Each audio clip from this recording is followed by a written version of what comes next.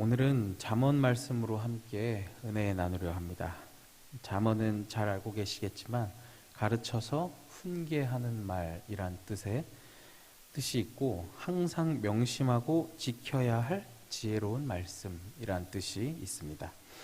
잠언은 각기 다른 시대에 각기 다른 저자들이 쓴 수많은 문헌들의 모음집입니다. 등장하는 인물들이 지혜자라는 사람들이 등장하고 아굴, 르무엘 왕, 또 너무나 유명한 솔로몬 등이 등장합니다. 그러나 이 잠언서의 시작을 다윗의 아들 이스라엘의 왕 솔로몬의 잠언이라 라고 시작하는 것으로 보아 솔로몬을 지혜 모음집, 이 잠언의 가장 중요한 공헌자요 선구자로 밝히고 있습니다. 당연할 수도 있는 것이 솔로몬은 하나님께 지혜를 간구해서 받았던 사람입니다. 많은 일들에 있어서 자신의 지혜를 증명했습니다. 그의 지혜는 모든 사람들의 지혜를 초월했고 더 나아가 그 시바 여왕을 놀라게 해서 먼 곳까지 여행 오게 할 정도였습니다.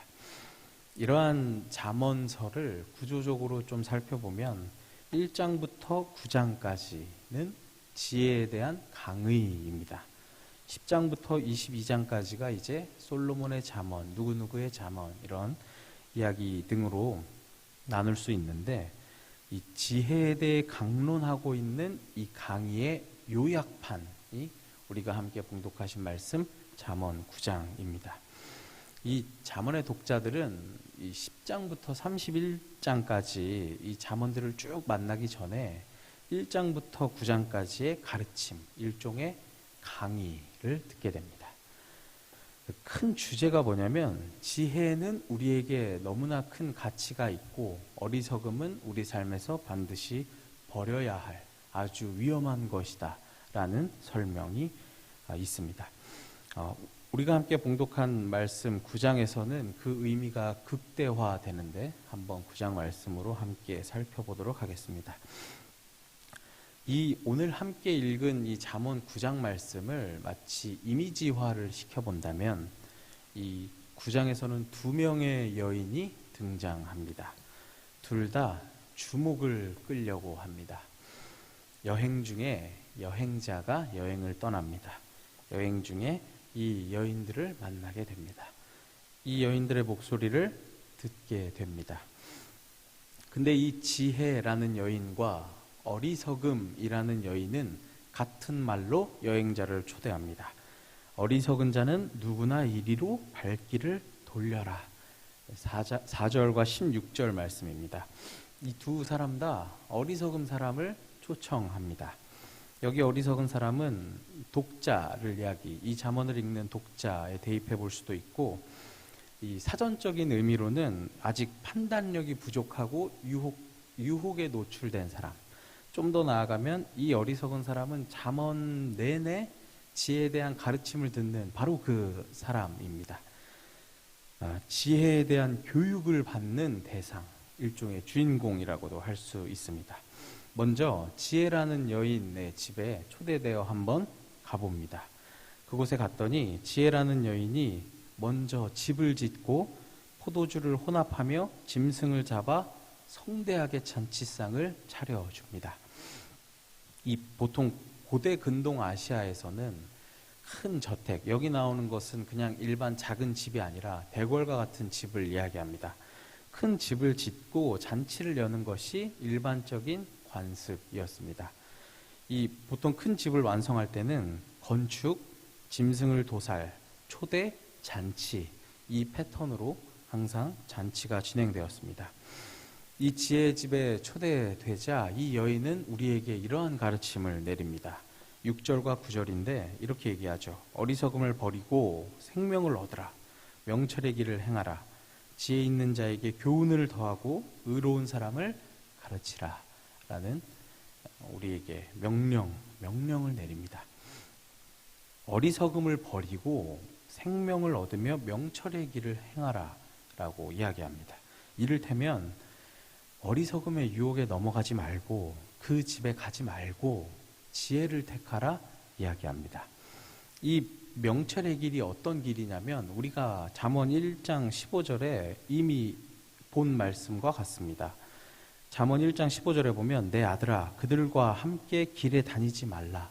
내 발을 금하여 그 길을 밟지 말라. 라는 가르침이 나옵니다. 그러니까 나쁜 짓을 하는 무리와 함께 다니지도 말고 그 길에 가지도 말라라고 이야기하고 있는 것입니다. 9절에는 이 9절 이야기는 우리가 마음에 좀 새겨야 될 말씀인데 지혜 있는 자에게 교훈을 더하면 지혜로워지고 의로운 사람을 가르치면 학식이 더할 것이다 이야기합니다. 여기에는 우리가 누구를 이렇게 하라는 의미도 있지만 앞에 말씀을 이어서 보자면 이 가르침, 이 지혜에 대한 가르침에 순종하십시오 이야기하고 있는 것입니다. 왜냐하면 앞에 악인들이나 거만한 사람들은 가르치거나 지혜에 대해 이야기하면 훈계한다고 미워하거나 흠을 잡는다 이렇게 얘기합니다. 그러니 이 어리석은 자, 이 독자, 이 초대받은 그 사람에게 말하기를 당신은 가르친다고 미워하거나 흠을 잡지 말고 순종하십시오. 이 지혜에 대해서 소중히 생각하고 순종하십시오라고 이야기하고 있는 것입니다. 그 26년 전에 한 유럽의 골동품 상점에서 150유로, 한국 돈으로 20만 원 정도의 그림 한 점을 산 화가가 있었습니다. 유명한 화가는 아니지만 그의 이름은 토메오 라모라는 사람이었습니다. 근데 그는 화가였기 때문에 확실하진 않은데 이 골동품점에 있는 이 그림이 그 미술 초현실주의의 거장인 살바도르 달리의 그림인 것 같아서 왠지 일단 20만 원을 주고 구매를 합니다. 근데 이 그림이 살바도르 달리의 그림인 것 같아서 감정을 맡겼는데 이 감정이 무려 2004년부터 14년까지 10년간 감정이 진행됩니다. 근데 10년이 지나고 여러 방법을 통해 검증한 결과 이 작품은 진품이라는 결론을 얻게 되었습니다. 20만 원을 주고 산 그림이 수십억 원이 되는 거장의 그림이었던 것입니다. 우리는 이처럼 많은 사람의 손을 거쳐갔어도 그 가치를 알지 못해서 방치되어 있다가 그 가치를 알아본 사람에게 비로소 진가가 드러나는 이야기들을 종종 듣습니다. 오늘 지혜의 가르침도 마찬가지입니다. 아무리 좋은 가르침을 들어도 우리가 그것을 깨닫지 못하고 귀하게 여기지 않고 수용하지 못한다면 수백억의 골동품을 그냥 지나쳐버리는 것과 같습니다. 겸손함으로 하나님 말씀에 순종하며 날마다 새롭게 성장하시는 저와 여러분들 되시기를 소망합니다. 여기까지는 지혜의 집에서 우리가 초대되어 가르침을 들었습니다. 이제 다른 여인인 어리석음의 집에 한번 가보도록 하겠습니다. 똑같습니다. 성읍 높은 곳에서 어리석은 사람을 초대합니다. 어리석은 자는 이리로 돌이키라.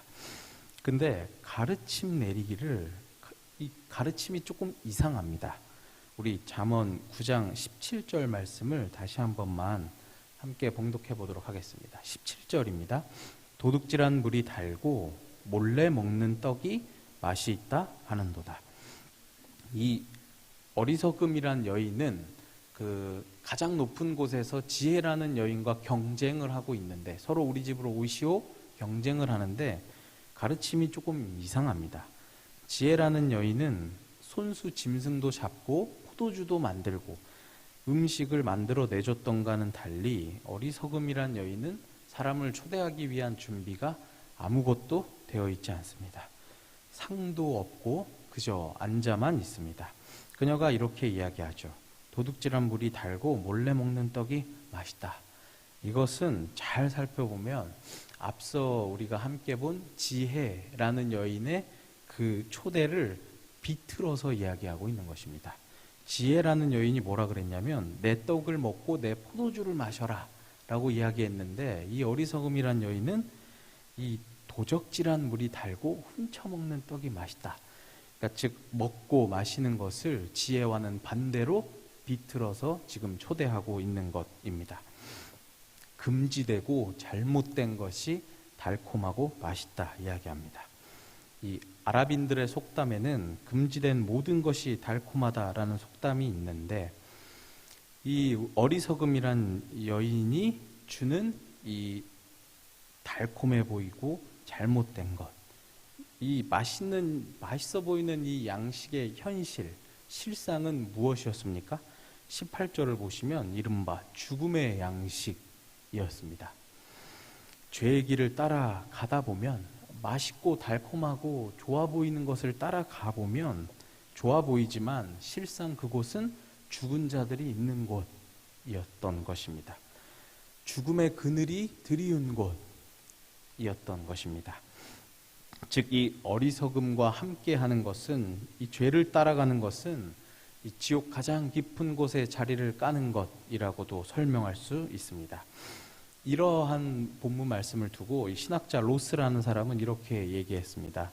많은 사람들이 땅에서 먹고 지옥에서 소화한다 라는 이야기를 남겼습니다. 달콤하고 좋아 보이고 편해 보여도 죄악에서 멀리하여 어리석음으로부터 멀어지시는 저와 여러분들이 되시기를 소망합니다. 여기까지 지혜와 어리석음이란 여인들의 가르침을 들었습니다. 당연히 어느 길을 선택하시겠습니까? 지혜의 길을 선택합니다. 그렇다면 이 지혜를 선택해서 산다는 것이 어떤 것인지만 나누고 말씀을 마치려 합니다. 우리 9장 10절을 다시 한번 봉독해 보도록 하겠습니다. 10절 말씀입니다. 시작. 여호와를 경외하는 것이 지혜의 근본이요 아는 것이 명철이니라. 아멘. 이미 잠언 1장 7절에 우리가 배운 바 있는 가르침입니다. 지혜의 근본이라는 것은, 지혜라는 것은 하나님을 경외하는 것이라 가르침을 내립니다. 그렇다면 여호와를 경외한다는 것이 대체 어떤 것을 이야기합니까? 첫 번째로는 하나님을 아는 것입니다. 하나님을 경외한다는 것은 하나님을 아는 것, 하나님을 올바로 아는 것입니다. 시편 14편 1절에 보면 이런 사람들이 등장합니다. 어리석은 사람은 하나님이 없다라고 이야기합니다. 엘리의 아들들 또한 하나님을 알지 못하는 사람들이었습니다. 그래서 호세아서 4장에 따르면 이러한 내용들이 계속 이어집니다. 하나님을 아는 지식이 없어서 멸망한다고 이야기합니다. 그래서 호세아가 6장 3절과 6절에 아주 목에 피가 터지도록 이런 이야기를 합니다. 그러므로 우리가 여호와를 알자, 힘써 여호와를 알자라고 반복하며 강조합니다. 이 호세아의 메시지를 우리가 두고두고 마음에 새겨야 할 줄로 믿습니다. 아는 것이란 대체 무엇입니까? 이 히브리어로 보면 매우 뜻이 명쾌합니다. 이 안다는 것에 대해서. 이 알다라는 단어는 야다라는 단어입니다. 근데 이 야다라는 단어가 어디에 사용되었냐면 그저 외적으로 그 이름을 파악하는 정도가 아니라, 그 외적인 신상을 파악하는 정도가 아니라 상대방과 직접적인 관계를 통해서 그 사람의 본질을 속속들이 아는 것을 의미합니다. 또한 이 야다라는 단어가 어디에 사용되냐면 부부관계에서 사용이 됩니다. 부부는 결혼관계 속에서 서로를 온전히 알아가며 깊은 교제와 연합을 이룹니다.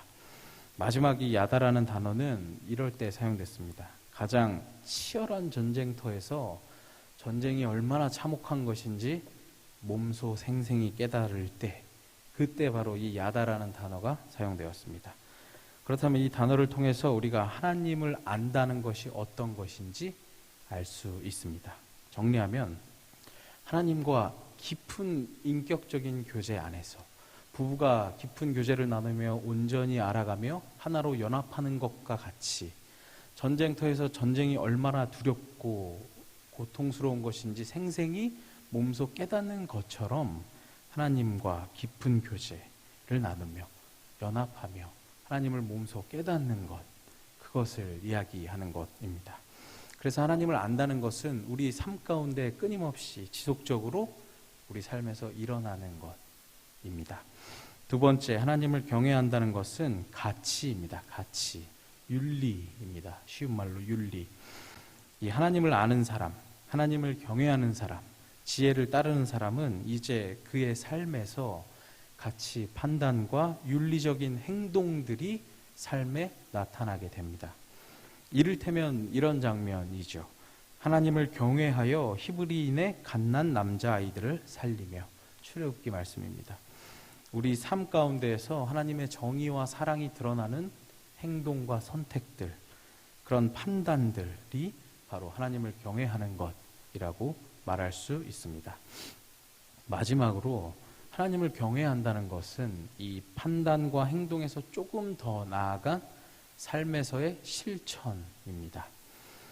이사야서 29장 13절에는 이렇게 이야기합니다. 이 백성이 입으로는 나를 가까이하며 입술로는 나를 존경하나 그들의 마음은 내게서 멀리 떠났나니 그들이 나를 경외함은 사람의 계명으로 가르침을 받았을 뿐이라.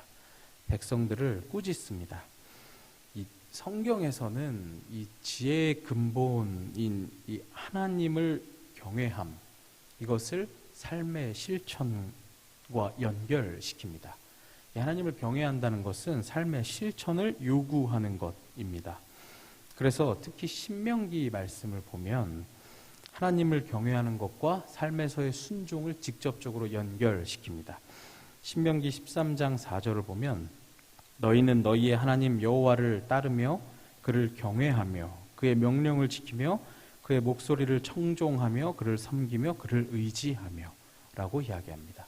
또한 장차 왕위에 오를 이스라엘의 왕은 이 신명기에 따르면 평생에 자기 옆에 두고 읽어서 그 하나님 여호와 경외하기를 배워야 한다라는 기록이 있습니다.